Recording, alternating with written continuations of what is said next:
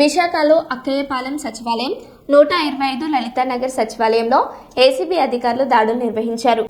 ఈ దాడుల్లో 80,000 లంచం తీసుకుంటూ ఉండగా ward education cum data processing secretary Paila రాజేష్ను సచివాలయంలో రెడ్ హ్యాండెడ్గా పట్టుకున్నారు.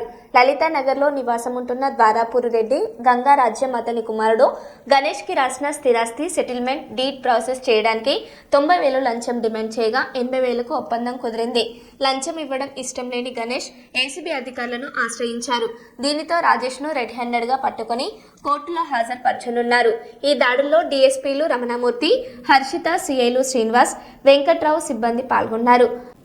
1064 టోల్ ఫ్రీ ద్వారా ఏసీబీని సంప్రదించవచ్చు అని అధికారులు తెలిపారు.